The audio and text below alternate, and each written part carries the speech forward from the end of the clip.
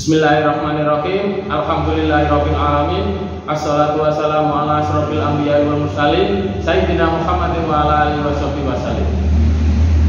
Kepada yang terhormat Bapak Kepala Sekolah SMK Muhammadiyah 2 Jogoroto, kepada yang terhormat Bapak Ibu guru, staf dan karyawan SMK Muhammadiyah 2 Jogoroto, tak lupa juga anak-anakku semuanya yang saya banggakan. Pertama, marilah kita panjatkan puja dan puji syukur kehadirat Allah Subhanahu wa Ta'ala yang mana yang telah memberikan kita kesehatan jasmani, kesehatan rohani, sehingga kita bisa melaksanakan kegiatan ini. Kedua, sholawat serta salam marilah kita junjungan kehadirat Nabi besar kita, Nabi Muhammad SAW, yang mana yang telah menjadi suri tauladan kita sehingga kita bisa berada di tempat yang seindah ini. Anak-anakku semuanya, di sini saya ingin menyampaikan sedikit mengenai bahaya dari pergaulan bebas. Pergaulan bebas sendiri sangat dilarang keras oleh agama kita, yaitu agama Islam, karena mempunyai banyak sekali dampak negatif dari hal tersebut. Yang pertama, bisa merusak nilai moral yang ada di masyarakat. Yang kedua, mengancam keutuhan keluarga, karena setiap seseorang yang sudah terbiasa dengan melakukan pergaulan bebas, biasanya ada perubahan fisik, gangguan mental maupun perubahan perilaku, dan itu sangat mempengaruhi di nilai-nilai moral yang ada di masyarakat tersebut. Yang ketiga, merupakan merusak generasi muda. Kita tahu generasi muda saat ini akan melanjutkan perjuangan bangsa Indonesia di tahun-tahun berikutnya, yang tahun-tahun yang akan datang. Contoh dari pergaulan bebas itu sendiri, yang pertama adalah hubungan badan di luar nikah, di luar pernikahan. Kenapa kok dilarang dalam Islam pergaulan bebas di luar pernikahan? Karena di situ dampak negatifnya salah satunya penularan penyakit HIV, penularan penyakit ganas, penularan penyakit kelamin ganas lainnya bisa tertular lewat hubungan badan di luar pernikahan karena gonta-ganti pasangan, dan itu sangat bahaya sekali. Jika kalian berhubungan dengan si A, terjangkit penyakit, kemudian ganti pasangan lagi ke si B, yang si B ini awalnya tidak ada penyakit, akibat berhubungan badan dengan kalian yang sudah terpapar oleh HIV atau penyakit kelamin yang lainnya, misalnya raja zina atau yang lainnya itu, atau sifilis, sudah dipastikan perempuan B ini pasti akan terpapar penyakit tersebut. Dan berikutnya merupakan penggunaan narkoba dan alat obat-obatan terlarang. Penggunaan narkoba dan obat-obatan terlarang. Biasanya orang yang sering melakukan atau pengguna narkoba biasanya ada perubahan fisik, perubahan mental, sakau, itu salah satunya. Jadi narkoba ini dan obat-obatan terlarang ini sangat berbahaya karena mempengaruhi emosi juga. Seseorang yang sudah terpengaruh dengan obat-obatan terlarang sangat sulit dikendalikan, sangat sulit diberitahu, biasanya ngeyel terus. Itu salah satu ciri kecil. Dikandani angel, tambah mana ini? Nah itu pengaruhnya obat-obat terlarang. Badan kurus, tidak bisa seger. Dan berikutnya kebiasaan tawuran. Pemuda sekarang itu jiwanya masih fit, jiwanya masih membara, sehingga jika terjadi senggolan sedikit pasti akan terjadi tawuran. Karena biasanya mereka itu ada kelompok-kelompok tertentu. Kelompokku diganggu dengan kelompok si B, langsung rame. Lah itulah, jangan sampai terjadi seperti itu. Kalau misalnya sampai terjadi tawuran, bacok-bacokan, kamu terluka, tanganmu sampai putus, kira-kira yang rugi siapa? Orang lain apa dirimu sendiri? Jadi tangan kananmu putus, yang pertama kamu akan kesulitan untuk bekerja. Karena apa? Tumpuan seseorang, tumpuan orang itu ada di anggota tubuh. Kalau sampai salah satu anggota tubuh itu tidak lengkap, pasti akan mengurangi kinerjanya. Terus berikutnya, ini yang paling sering saya jumpai, dan kalau bisa kita hindari bersama, karena dampaknya ini kompleks. Yang terakhir ini, judi. Kita sering menjumpai anak-anak yang disebut dengan namanya chip, ngechip, ngeslot. Nah itulah yang namanya judi. Kalau zaman dahulu bermain judi, kita main kartu, taruhan, main gaplek pakai uang, atau sabung ayam, ketemu langsung. Tapi kalau yang namanya judi online, kita tidak tahu melawan siapa. Dari dulu yang namanya judi tidak ada yang namanya bisa kaya. Dari dulu yang namanya judi awalnya menang pasti akan hancur, itu pasti.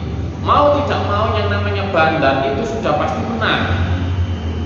Apalagi main judi online, slot, chip saat ini sudah dipastikan 100% bandar pasti menang.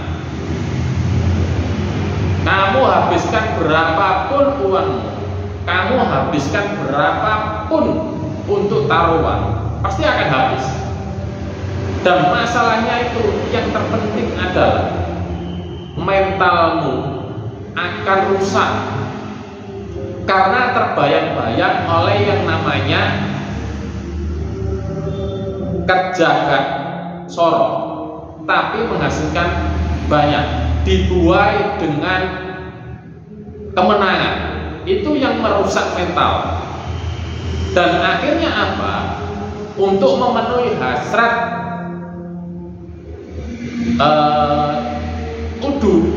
untuk memenuhi hasrat judi, untuk memenuhi hasrat taruhan, kalau dia sudah tidak punya apapun yang untuk dipertaruhkan, biasanya dia lebih ke kriminal.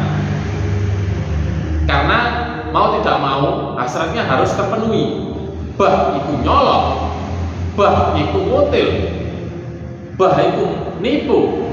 Yang penting dia bisa dapat uang, bukan untuk makannya dia, tapi untuk dimasukkan judi.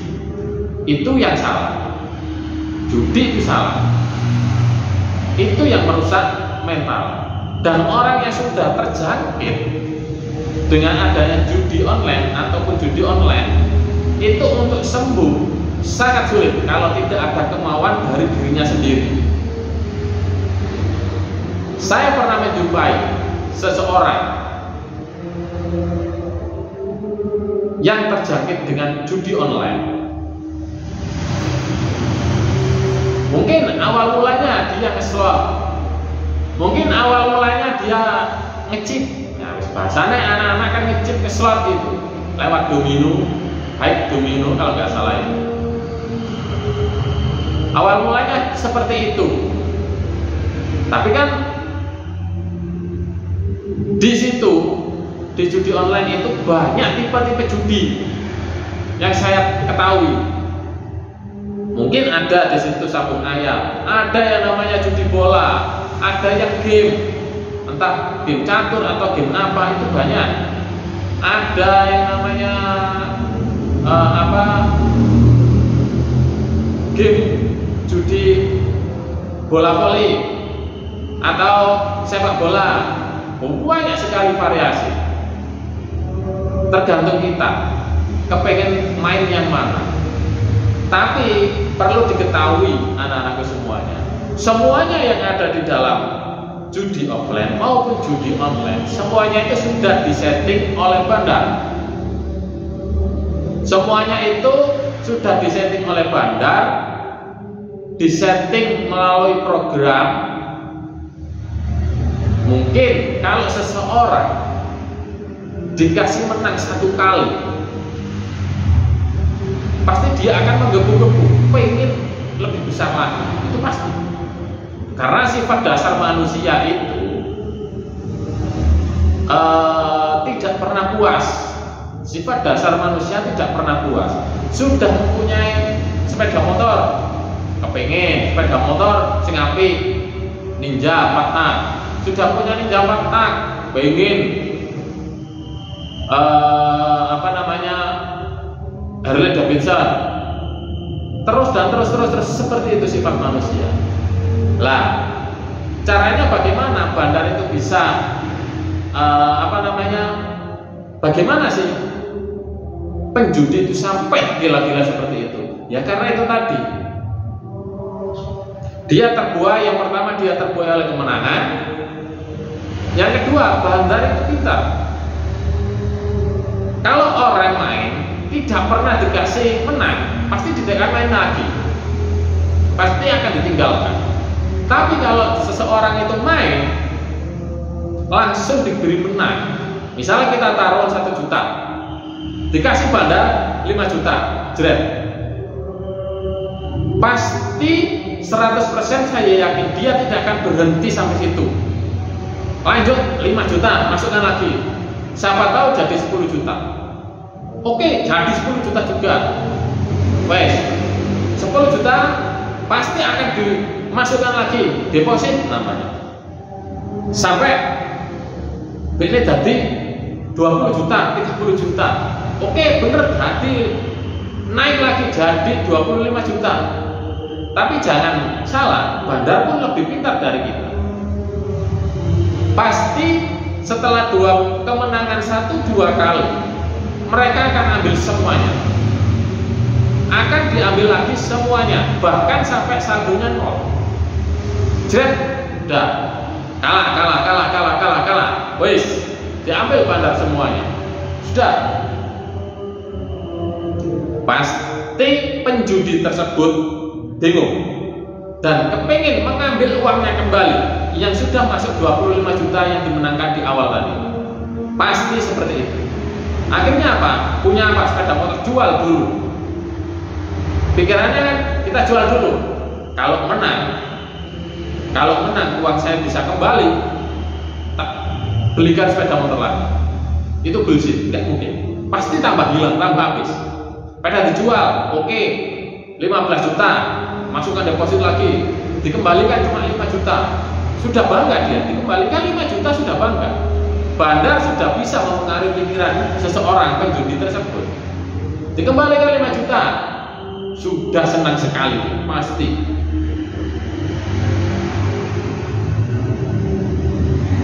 Lima juta sisanya deposit lagi, malah habis. Wes, akhirnya apa? Sepeda motor, mobil jual semua, habis. Nggak ada yang kembali, nggak ada yang tersisa. Rumah dijual, habis. Akhirnya apa? Yaitu kalau dia hartanya sudah habis, kemudian hasratnya masih menggebu-gebu, kepingin menang, nyambut gawe kerja gampang, tapi bayaran akeh, pikirannya penjudi seperti itu pasti. Akhirnya apa? Kriminal dijalankan, menipu, mencuri, ngentit, semuanya pasti jalan. Yang penting apa? Dia dapat uang, dia bisa deposit, hasratnya tersalurkan. Kalau sampai terjadi seperti itu, sampai kapanpun akan terus seperti itu.